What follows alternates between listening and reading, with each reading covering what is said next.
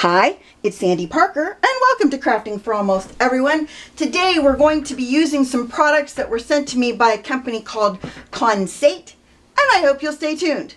Well, the nice people at Konsait sent me 3 different products. These stickers that I will unpackage for you, and a bunch of washi tapes, and some stencils. Again, I will, as I do a project, I will open the things that we're going to be using the project for. The first thing we're going to be doing is this Christmas card using the Christmas washi tape. Now they're going to be giving us a discount code, and I'll put that in the video description. So the first thing that we're going to do is we're going to make a Christmas card using their really nice washi tapes, and I'm going to turn them on their side so you can see them. This one is reindeer dancing, jumping, I guess we'll say, maybe dancing, I'm not sure. And then this one is just a bunch of different symbols, like, you know, there's reindeer and hearts and angels and Christmas bulbs. This one says Merry Christmas in red, and then the next one has got like vintage circles that say Merry Christmas in the centers. Then we have some snowflakes and some Christmas trees. I'm going to put these aside so I can get to the other section. I really like these green ones. I think they're really sharp. We've got baubles and snowflakes and zigzag. You've got peppermint candy canes and diagonal stripes and some more snowflakes. So what I'm going to do, I cut this card to 5 inches by 10 inches, and then I scored it on the 10-inch side at 5 inches right there. And then I got these dies out. I wanted to show you this before I cut it. I got these dies that I'm going to center kind of like this, and then I'm going to cut those out, and then I'll be back. I cut another piece of matching cardstock that was 6 7/8 by 4 7/8, and I'm going to just put this directly behind it inside the card base. But before I do that, I'm going to put washi tape on the bottom section in patterns to kind of coordinate with the hearts that I already cut out. First thing we're going to do is we're going to start at the edge of the card base. I'm going to go down like that, and I'm going to cut that piece off on the edge because I don't want anything like that hanging off. And then we're going to make sure that it's not a problem between the 2 cards. So I'll just pull that back a little bit so I know. There, that's good. I can just cut that little piece off. You just don't want to have your washi tape overlap the 2 hearts. Does that make sense? I think it did. I'm going to just have Rich speed through this because I don't think anybody really wants to watch me put washi tape down.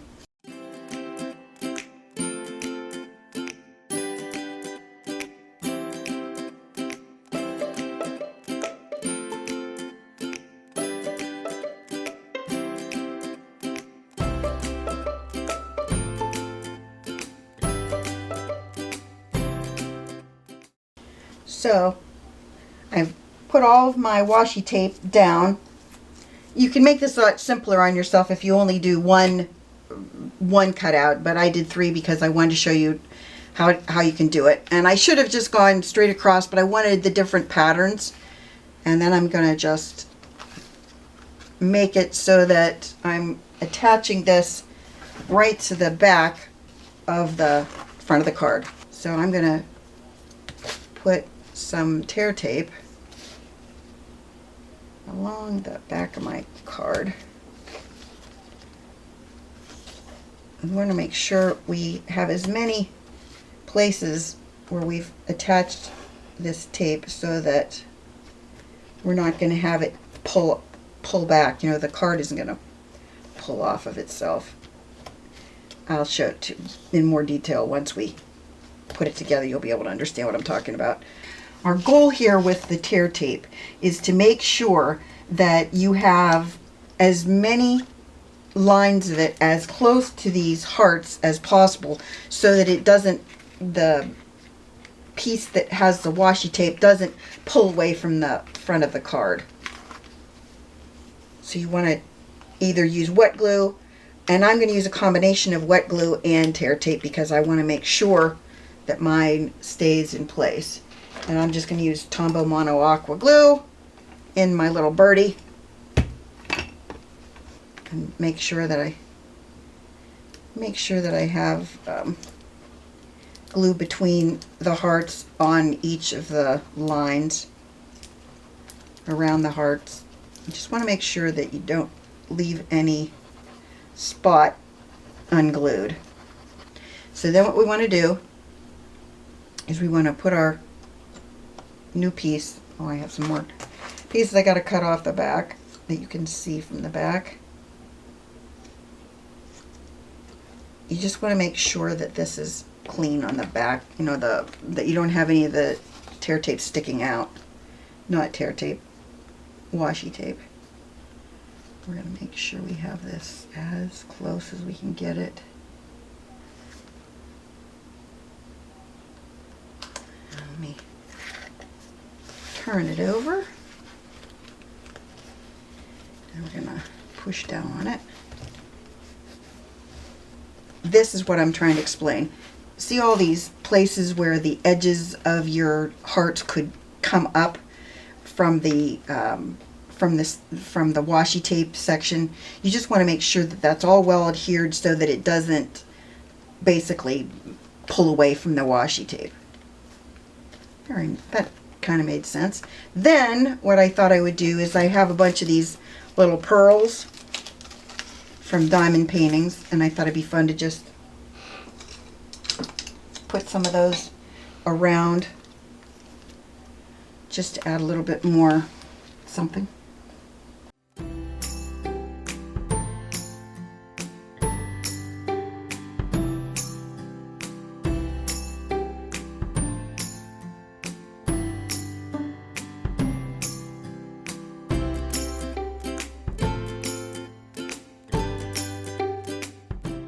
So there's our card using our washi tape.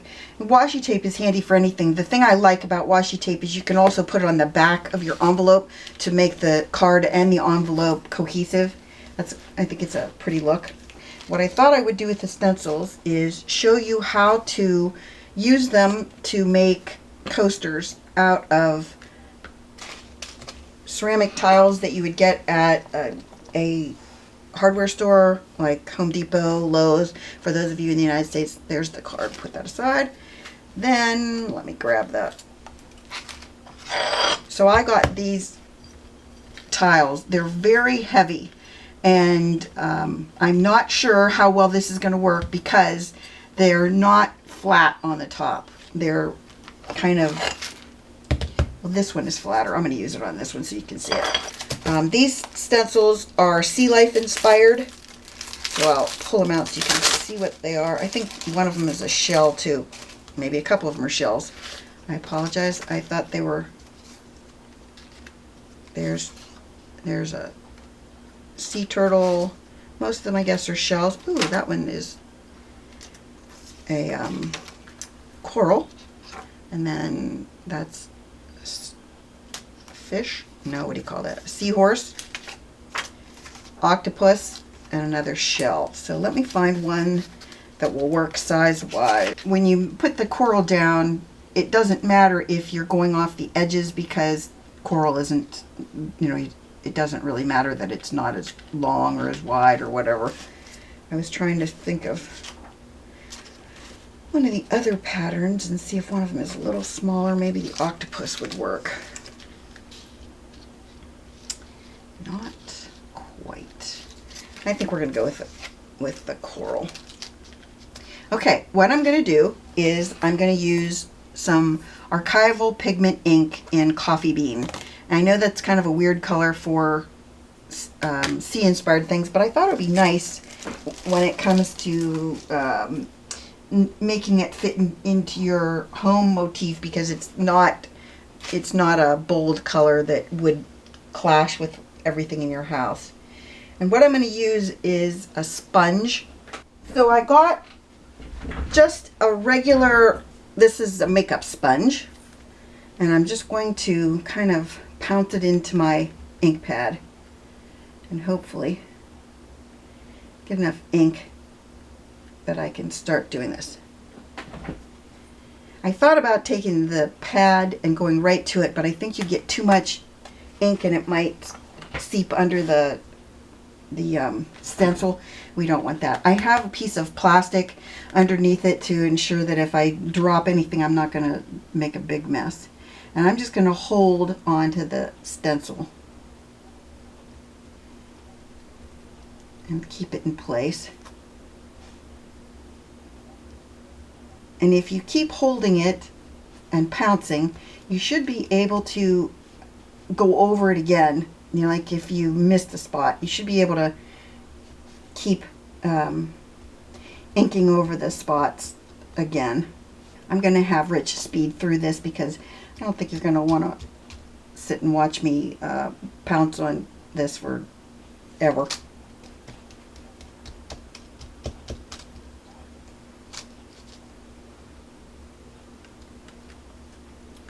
So that's what it looks like right now.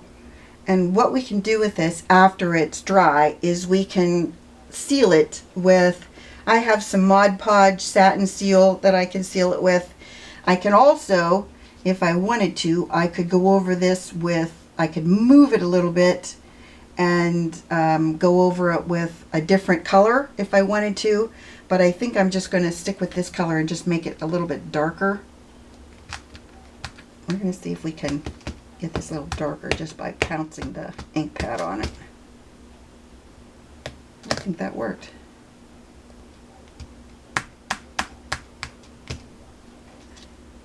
Darker. So we're just going to let that dry and then we're going to seal it and we'll be done with it. I actually want to put a little bit of, this is just cork. I will glue that to the back so that it doesn't scratches on a table. So that's where we stand with those stencils. And you'll want to clean your stencil off really quickly if you're using an archival ink because it will stain that and you won't be able to get it off later. Then the last thing that we have are these stickers. And I'm going to take them out and show them to you. They are of all different types of flowers and butterflies, and I wanted to do something that was kind of three-dimensional if I can. So I'm going to try and go through these off camera, but I'm going to try and go through these and see if I can find ones that are the same. And if I can find ones that are the same, then I'm going to make them three-dimensional on a card. So let me do that and I'll be right back. So I cut a piece of purple cardstock to 8.5 inches wide by 5.5 inches tall, scored it on the 8.5 inch side at 4 1/4, and that made what this is called an A2 size card. So my goal here is to choose some of these stickers that have purple as part of the background on it. And for some reason, there isn't a split in this. So it might be a little complicated to get the backing off. And I'm just going to start at the bottom, and I'm going to make sure, or try to make sure, that the whole card is, that you don't see the card in the background. I started to take the stickers off the backs, or the backs off the stickers off the back, backs off the stickers. I'm just making it up as I go. So what I do is make sure that I cover the whole card base.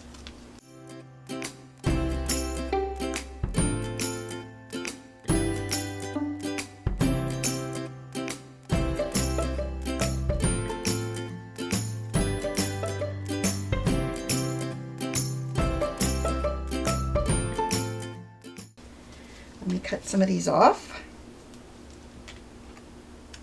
And we'll see if we can maybe trim out these and put the excess someplace where I need them. If you didn't know this, it's always better when you're trimming off things that are hanging over the edges of your card if you do that from the back, because then you don't have you don't cut too little. If you cut it from the front, you can cut too much or too little, and it just doesn't always turn out for the best. But when you do it from the back, you seem to have better results. So now what I'm going to do is I'm going to get my sentiment, and I have the word thanks that I think is nice size. Okay, now I cut a piece of cardstock that is just about a 1/16 of an inch shorter and then a 1/16 of an inch narrower than the card back. So it's about 4 and I guess would be 3/16 maybe. The sides, the top would be 5 and 3, oh, it's big, 5 1/2, 5 and 7/16. Sorry, I'm trying to do my math and do this at the same time. I'm not that great at it. Okay, so there's that. And then here's my thanks. What I want to do with this is I want to put it up higher. Okay, so what I did was, this is foam that has sticky on the back of it. So I'm going to take my thanks and I'm going to glue it to the front, the thanks that I die cut out of the front of the card. And then that way we should be able to, hopefully, have this adhere itself. And sometimes when you do this, you need to have a little bit more wet glue on it, because your foam will absorb that wet glue and you don't want it to come back off. So now I'm going to put this back where the thanks came out of, except for I have a couple pieces that I thought I glued down and they're coming up.